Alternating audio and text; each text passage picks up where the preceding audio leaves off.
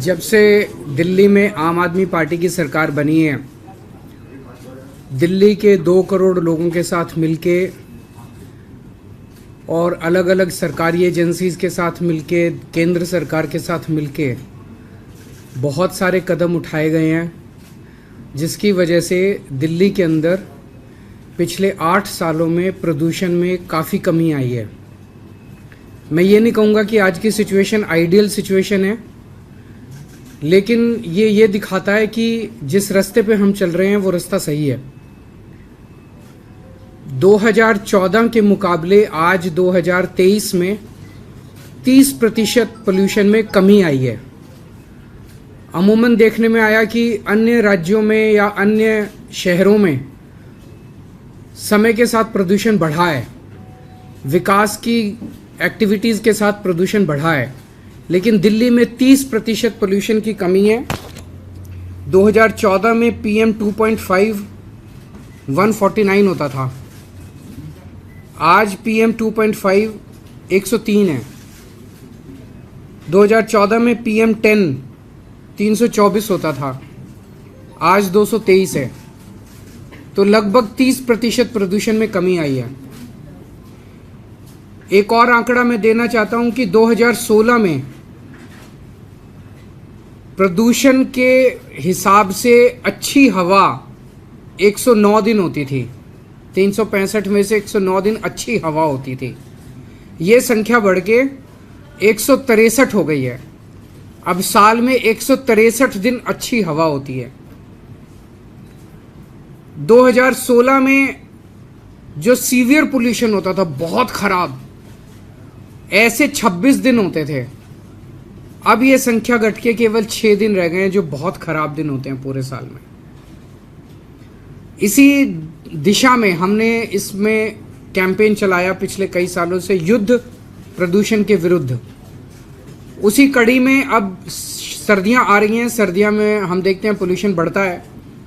Pollution को सर्दियों में पोल्यूशन को कम करने के लिए एक 15 पॉइंट विंटर एक्शन प्लान बनाया है, लेकिन उसके पहले मैं आपका ध्यान कुछ जो स्टेप्स लिए गए पिछले कुछ वर्षों में उनकी तरफ ध्यान दिलाना चाहूँगा, जिसकी वजह से प्रदूषण कम हुआ। उसके बाद हम 15 पॉइंट एक्शन प्लान पे आएंगे। एक काम किया गया कि बसें, पहले दिल्ली में पिछले कई वर्षों से बसों की खरीद नहीं हुई थी और उसकी वजह से लगभग 15 साल कोई बसें नहीं खरीदी गई दिल्ली में। तो उसकी वजह से दिल्ली में बसों की काफ़ी कमी हो गई, पब्लिक ट्रांसपोर्ट खराब हो गया, लोग अपने प्राइवेट ट्रांसपोर्ट पे शिफ्ट करने लगे। लेकिन पिछले दिनों में, पिछले 2-3 साल में हमने बहुत बड़े स्केल के ऊपर न केवल बसें खरीदी हैं, बल्कि इलेक्ट्रिक बसें खरीदी हैं। तो आज दिल्ली में, आज तक के दिल्ली के इतिहास में सबसे ज़्यादा बसें दिल्ली में हैं। 7135 बसें अभी दिल्ली की सड़कों पे हैं। इतनी बसें पहले कभी नहीं थी दिल्ली में। इनमें से 800 इलेक्ट्रिक बसें हैं। 2020 में हमने इलेक्ट्रिक व्हीकल पॉलिसी लॉन्च की थी, केवल बसों के लिए नहीं, सभी के लिए, प्राइवेट सेक्टर के लिए भी। और ये पॉलिसी देश ने, दुनिया भर में इसकी सराहना हो रही है। और आज दिल्ली के अंदर जितने बड़े स्केल के ऊपर इलेक्ट्रिक व्हीकल्स खरीदे जा रहे हैं, ये शायद पूरी दुनिया में सबसे ज़्यादा है। आज जितने व्हीकल्स रजिस्टर होते हैं, नए व्हीकल्स आज जितने खरीदे जाते हैं दिल्ली में, उसमें 17% व्हीकल्स ई व्हीकल्स खरीदे जाते हैं। जैसे जैसे विकास होता है वैसे वैसे पेड़ कटते हैं, सड़कें बनती हैं, बिल्डिंग्स बनती हैं। और देखा गया कि अलग अलग शहरों के अंदर जैसे जैसे विकास होता है वैसे वैसे जो हरित क्षेत्र है उसमें कमी आती है, पेड़ों में कमी आती है। दिल्ली में उल्टा हो रहा है। दिल्ली में 2013 में 20% पेड़ थे, जो कि अब बढ़ के 23% हो गए हैं। कम होने की बजाय 3% बढ़ गए हैं। ये बड़े शहरों में अगर लिया जाए तो ये सबसे ज़्यादा दिल्ली के अंदर आज ग्रीन कवर है। एक हमने ट्री ट्रांसप्लांटेशन पॉलिसी बनाई थी। कई बार हमें अलग अलग प्रोजेक्ट्स, बड़े प्रोजेक्ट्स के लिए पेड़ काटने की अनुमति देनी पड़ती है। कई पेड़ ऐसे होते हैं जो कई कई साल, कई 100 200 साल पुराने पेड़ होते हैं, बड़े बड़े पेड़ होते हैं, घने पेड़ होते हैं। ऐसे पेड़ों को अगर काट दिया जाए तो बहुत गलत है। तो हमने ये कंपलसरी कर दिया कि उसे आपको काटना नहीं है, उसे आप जड़ों के साथ आप उसको निकालेंगे और कहीं और ले जाके उसको लगा देंगे। इसका भी बड़ा अच्छा असर पड़ा है ट्री ट्रांसप्लांटेशन पॉलिसी का। दिल्ली में 2 थर्मल पावर प्लांट्स थे, उन दोनों को बंद कर दिया गया। तो आज दिल्ली देश का अकेला शहर है जहां पे कोई थर्मल पावर प्लांट, कोयला आधारित थर्मल पावर प्लांट नहीं है। डस्ट पोल्यूशन करने वालों के ऊपर खूब हैवी जुर्माना लगाया जा रहा है और वेब पोर्टल के जरिए उनका रियल टाइम मॉनिटरिंग की जा रही है।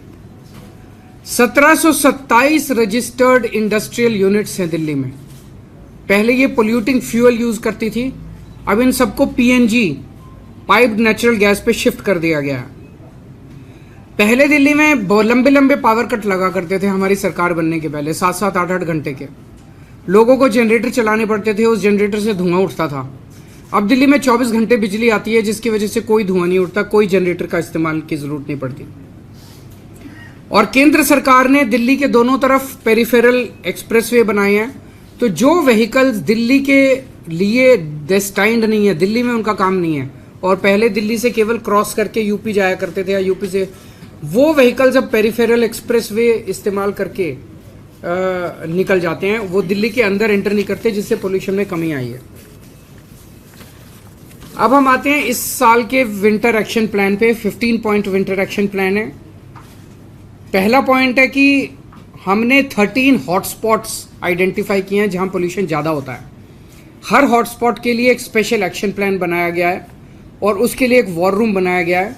13 स्पेशल टीम्स बनाई गई हैं और वहाँ पे पोल्यूशन को डाउन रखने के लिए स्पेशल फोकस किया जाएगा। दिल्ली में पराली जलाने को कम करने के लिए पूसा द्वारा बनाया गया बायोडिकम्पोजर पिछले 3 सालों से हम इस्तेमाल कर रहे हैं। उसके नतीजे काफ़ी अच्छे आए हैं। पिछले साल हमने 4400 एकड़ में बायोडिकम्पोजर का इस्तेमाल किया था। इस साल 5000 एकड़ में बायोडिकम्पोजर का इस्तेमाल किया जाएगा। डस्ट पोल्यूशन को कम करने के लिए कई सारे स्टेप्स उठाए हैं। एक तो ये जो कंस्ट्रक्शन साइट्स हैं, उन कंस्ट्रक्शन साइट्स पे निगरानी रखने के लिए स्पेशल टीम्स बनाई गई हैं। 591 टीम हैं। 500 स्क्वायर मीटर से ज़्यादा निर्माण साइट्स वाले डस्ट कंट्रोल करने के लिए उनको वेब पोर्टल पे रजिस्टर करना पड़ेगा। और 5000 स्क्वायर मीटर से ज़्यादा का अगर कोई कंस्ट्रक्शन साइट है तो उन्हें एंटी स्मॉग गन लगाना अनिवार्य होगा। सड़कों पे भी जो सफाई करते टाइम धूल उड़ती है, उसके लिए 82 मैकेनिकल रोड स्वीपिंग मशीन्स लगाई गई हैं। 530 वाटर स्प्रिंकलिंग मशीन लगाई गई हैं और 258 एंटी स्मॉग गन सड़कों के ऊपर चलेंगी विंटर के दौरान। जो व्हीकल से पोल्यूशन होता है उसको कंट्रोल करने के लिए पीयूसी सर्टिफिकेट्स की जांच करने के लिए और 10 साल से पुराने डीजल व्हीकल और 15 साल से पुराने पेट्रोल व्हीकल्स को प्रतिबंध के कंप्लायंस के लिए 385 टीम्स गठित की गई हैं। जो कंजेस्टेड एरियाज है, जहां ट्रैफिक ज़्यादा रहता है, वहां पे व्हीकल खड़ा हो जाता है और व्हीकल खड़ा होकर वहां पे पोल्यूशन करता है, ऐसे 90 सड़कों की पहचान की गई है और वहां पे ऑल्टरनेट रूट्स प्रोवाइड करे जाएंगे। उसको प्रचारित किया जाएगा कि आप इसको अवॉइड कीजिए, इस सड़क को आप यहाँ से निकल सकते हैं।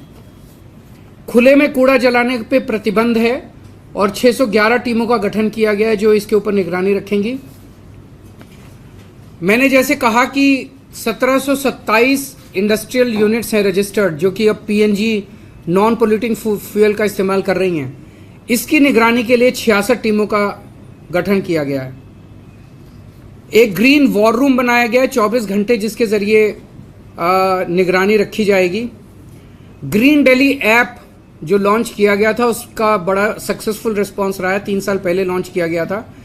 इसमें लगभग 70,000 शिकायतें आईं, जिसमें से 90% 63,000 शिकायतों का निपटारा कर दिया गया है। हम दिल्ली के लोगों को अपील करेंगे कि एंड्रॉयड और iOS के ऊपर ये ग्रीन दिल्ली ऐप है, उसे जरूर डाउनलोड करें और कहीं भी किसी भी तरह की अगर दिल्ली में प्रदूषण करती हुई एक्टिविटी दिखाई दे उसको इस ऐप पे भेजें, हम उस पर तुरंत कार्रवाई करेंगे। Real time source apportionment study IIT Delhi और DPCC के साथ की जा रही है और उसके लिए राउज एवेन्यू में सर्वोदय बाल विद्यालय में एक सुपर साइट बनाई गई है। उसके जो डेटा है उसके साथ उसको इस्तेमाल करके हम जगह जगह एक फोकस्ड तरीके से एक्शन बना कर पाएंगे। पटाखों के ऊपर फिर से इस साल प्रतिबंध लगाया गया है और ग्रीन कवर बढ़ाने के लिए टोटल 1 करोड़ से ज्यादा नए पौधे लगाए जाएंगे, जिसमें से 52 लाख पौधे दिल्ली सरकार लगाएगी। इको वेस्ट के लिए, ई वेस्ट के लिए 20 एकड़ जमीन पे होलंबी कला में एक ई वेस्ट पार्क बनाया जा रहा है और उसमें गति तेज लाने के लिए कंसल्टेंट की नियुक्ति कर दी गई है।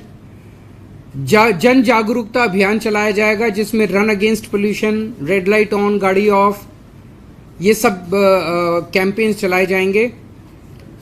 पोल्यूशन कोई बाउंड्रीज नहीं देखता। हरियाणा की हवा इधर दिल्ली आती है, दिल्ली की हवा यूपी जाती है।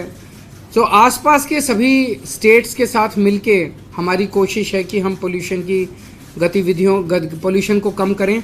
इसमें सेंट्रल CAQM जो है उसके साथ भी मिलके, centre for science and environment का डेटा बताता है कि दिल्ली में जो पोल्यूशन है वो 31% दिल्ली के इंटरनल सोर्सेज की वजह से है और 69% जो है वो बाहर के सोर्सेज की वजह से है। तो बाहर के आसपास के स्टेट्स से हमारी अपील है कि जितने दिल्ली में व्हीकल्स आते हैं वो CNG के ऊपर करें। दिल्ली में आसपास के जो एरियाज़ हैं, दिल्ली के NCR के एरियाज़ हैं, वहाँ पे पोल्यूटिंग फ्यूल वाली इंडस्ट्रीज़ को PNG में शिफ्ट किया जाए। ईंट भट्टे वाले जो हैं, ईंट भट्टे को जिगजैग टेक्निक होती है जिसमें पोल्यूशन नहीं होता, उस पर शिफ्ट किया जाए। 24 घंटे बिजली अगर होगी NCR में तो डीजल जनरेटर की ज़रूरत नहीं पड़ेगी, वो भी किए जाएं। NCR एरिया के अंदर भी पटाखों के ऊपर पूर्ण प्रतिबंध होना चाहिए। और जो ग्रैप है, आखिरी पॉइंट, ग्रैप को पूरी शिद्दत के साथ लागू किया जाएगा। अब ग्रैप में CAQM के ज़रिए और सेंट्रल गवर्नमेंट के अन्य एजेंसीज़ के ज़रिए 3 दिन बाद का वो पता चल जाता है, ये पूर्वानुमान फोरकास्ट होता है, तो उसके बेसिस पे ग्रैप को लागू किया जाता है जिससे कि पोल्यूशन को पहले से कंट्रोल किया जा सके। तो ये कुछ एक मेजर्स हैं। अगर आपके कोई क्वेश्चंस हैं तो। सर, पराली को लेकर अभी आप क्या स्थिति देख पा रहे हैं? रियल टाइम सोर्स आपका क्या कह रहा है? पड़ोसी राज्यों में कई जगह खबर आई है चलने लगी है। देखिए, पंजाब का मैं थोड़ा सा बताना चाहता हूँ। पिछले साल हमारी मार्च में सरकार बनी थी, तो 6-7 महीने हमें मिले। पिछले साल पंजाब का डेटा ये दिखाता है कि 6-7 महीने में जो भी स्टेप्स लिए गए थे उससे 30% उसके पहले साल के मुकाबले 30% पराली कम जली थी। ये सरकारी आंकड़े बताते हैं। इस साल भगवंत मान सरकार ने कई सारे स्टेप्स उठाए हैं। एक है डाइवर्सिफिकेशन ऑफ क्रॉप्स, कि आप चावल की जगह दूसरी क्रॉप उगाइए, उससे पानी भी बचेगा पंजाब का और उससे स्टबल बर्निंग भी वो होगी। उसका काफ़ी अच्छा रिस्पॉन्स है।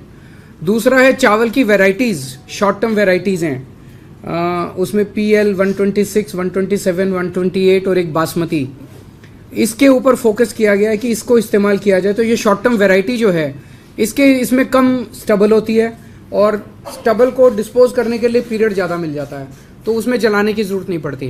तो इसके अभी काफ़ी अच्छा रिस्पॉन्स है। इस बार काफ़ी लोगों ने इसको इस्तेमाल किया है। दूसरा XC2 मैनेजमेंट जो है स्टबल बर्निंग का, उसके लिए डिस्ट्रिक्ट वाइज कुछ कंपनीज ने आगे आके, इंडियन ऑयल है, एक जर्मन कंपनी है, उन लोगों ने आगे आके कुछ डिस्ट्रिक्ट्स को, जैसे इंडियन ऑयल ने शायद संगरूर को अडॉप्ट किया है, तो वो पूरी की पूरी उस डिस्ट्रिक्ट में जितनी स्टबल होगी वो उसको खुद लेके जाएंगे ट्रांसपोर्ट, और उसको बिजली में या खाद में कन्वर्ट करेंगे। तो इस तरह के कई सारे और स्टेप्स लिए गए हैं। तो अभी एग्जैक्ट डेटा कहना कि इस बार स्टबल कितना कम जलेगा कहना मुश्किल है, लेकिन मेरे हिसाब से काफ़ी इम्प्रूवमेंट होना चाहिए। सर, ये तैयारी जो आपने की है, मतलब क्योंकि 28 अलग-अलग विभागों से आपने बात की है, जो क्लाउड सीडिंग की बात हो रही थी, अगर जरूरत पड़ेगी उसके लिए कितना तैयार है? और मुझे लगता नहीं कि इस साल हम कर पाएंगे। वो एक आइडिया आया था, एक्सपर्ट्स की टीम आई थी, उनके साथ हमने चर्चा की थी, CIA की टीम आई थी उसमें, लेकिन थोड़ा समय लगेगा। तो इस साल हो पाएगा ऐसा नहीं है। सबसे खराब क्योंकि प्रेडिक्शन क्या है, किस तरीके की जानकारी मिलेगी, कब से दिल्ली का अब? देखिए, नॉर्मली देखने में आया है कि 15 तारीख के बाद से जब पराली जलनी चालू होती है और हवाएं जो हैं वो इस तरफ आती हैं, तब पोल्यूशन थोड़ा थोड़ा बढ़ना चालू होता है दिल्ली का। इस साल देखते हैं कि पड़ोसी राज्यों में जो स्टबल बर्निंग है अगर वो कम हुई तो जाहिर तौर पे इस बार पोल्यूशन की इंसिडेंस भी कम होगा। सर, 1 तारीख से जैसे ग्रैप लागू हो जाएगा तो डीजल जनसेट बंद होगा, लोगों का कंसर्न ये रहता है जो हाई राइज बिल्डिंग में रहते हैं, दूसरी जगहों पर रहते हैं। दिल्ली में तो होते नहीं है। एनसीआर के लिए मेरी अपील है आसपास के राज्यों से कि अगर आप 24 घंटे बिजली सप्लाई करेंगे तो उनको डीजी सेट्स इस्तेमाल नहीं करने सर, पड़ेंगे। सवाल इसमें ये भी है कि आप तो काम कर रहे हैं, अगर नेबर स्टेट में काम नहीं होता, हालांकि आप लोग चिट्ठियां लिखते हैं, उसका जवाब आता नहीं, आप लोग ये कहते हैं, इस बार कैसे उसको काम करें? हम CAQM से भी बात करेंगे, जो वो कमेटी है कुट्टी साहब की, उनसे भी बात करेंगे। उनका मैंडेट है कि आसपास के राज्यों को इसके लिए तैयार किया जाए। सर, आपको लगता है जितने प्रतिबंध देश की राजधानी दिल्ली में लगाए जाते हैं, पड़ोसी राज्यों में उतने प्रतिबंध नहीं फॉलो किए जाते? करने चाहिए, क्योंकि दिल्ली इशू केवल दिल्ली का नहीं है। दिल्ली में जैसे हम जिम्मेदारी के साथ काम कर रहे हैं, हरियाणा के लोग हैं उनको भी साफ़ हवा मिलनी चाहिए, पंजाब के लोग हैं उनको भी साफ़ हवा मिलनी चाहिए, यूपी के लोग हैं उनको भी साफ़ हवा मिलनी चाहिए। क्योंकि दिल्ली देश की राजधानी है, मीडिया का सबसे ज़्यादा फोकस दिल्ली पे होता है। सो थोड़ा सा फोकस अगर आप लोग भी अपना आसपास शिफ्ट करोगे तो वो भी तेज़ी से काम करेंगे। तो एक संयुक्त मीटिंग होनी चाहिए, क्योंकि वो भी होनी चाहिए। मुझे लगता है कि अगर सभी की मीटिंग अगर या तो CAQM बुला ले या केंद्र सरकार बुला ले तो उसके ऊपर एक जॉइंट प्लान बनाया जा सकता है। Sir, would you like to take a question on the politics in Punjab about Aam Aadmi Party, the constant fight that is happening between AAP and Congress, with Congress leaders being arrested, and they have approached their high command to say that we are not happy with the way Bhagwant Mann is acting, and they are calling it vendetta. It is also putting a question mark on your alliance. पहली चीज़ तो मैं ये clear कर दूं कि आम Aadmi party India alliance के प्रति कमिटेड है और आम आदमी पार्टी बिल्कुल किसी भी हालत में इंडिया अलायंस से अलग नहीं होगा और अलायंस के धर्म को निभाने के लिए हम पूरी तरह से कटिबद्ध हैं। कल मैंने सुना था कि नशे की वजह से किसी पर्टिकुलर नेता या किसी पर्टिकुलर व्यक्ति को पंजाब पुलिस ने गिरफ्तार किया था। मेरे पास डिटेल्स नहीं है, डिटेल्स के लिए आपको पंजाब पुलिस से बात करनी पड़ेगी। They can only provide you the details of the case, why he was arrested etcetera. But the government in Punjab, Bhagwant Mann government is committed, Aam Aadmi party government is committed to जो नशा है, नशे को ख़त्म करने के लिए हम बिल्कुल कमिटेड है, क्योंकि नशे ने हमारे युवाओं को, पूरी एक पीढ़ी को बर्बाद कर दिया है। जिस स्केल के ऊपर नशा है आप इमेजिन भी नहीं कर सकते। तो उसके खिलाफ एक जो जंग छिड़ी हुई है, उस जंग में फिर कोई कितना भी बड़ा आदमी हो, कितना भी छोटा आदमी हो, उसे फिर बख्शा नहीं जाएगा। लेकिन मैं किसी भी इंडिविजुअल केस और किसी भी इंडिविजुअल के ऊपर टिप्पणी नहीं करना चाहूँगा, बिकॉज डिटेल्स मेरे पास नहीं है। डिटेल्स के लिए आपको पंजाब पुलिस से बात करनी पड़ेगी। सर, आपने तमाम मीटिंग में बात रखी थी कि सीट शेयरिंग फॉर्मूला जल्द से जल्द तय होना, आपने 30 तारीख तक कहा था, वो हो नहीं पाया। आपने लगता है कि ये कंफ्यूजन जो इसी वजह से क्रिएट हो रही है स्टेट, मुझे लगता है थोड़ा टाइम दीजिए, हो जाना चाहिए, हो जाएगा। सर, अलायंस को लेकर इसलिए भी सवाल उठ रहा है कि अब पटना से ये मांग आ रही है कि इस बार प्रधानमंत्री बिहार से होना चाहिए, आरजेडी की तरफ से ये मांग आ रही है। आप लोगों ने तय अभी नहीं किया है इंडिया अलायंस में, लेकिन अलग अलग जगह से इस तरह की मांग आ रही है। देखिए, हमारा तो हमेशा एक ही स्टैंड रहता है कि हमें ऐसी व्यवस्था तैयार करनी है कि इस देश के 140 करोड़ लोग, एक एक आदमी फील करे कि वो प्रधानमंत्री है। हमें लोगों को एम्पावर करना है, हमें किसी एक व्यक्ति को एम्पावर नहीं करना है। Thank you.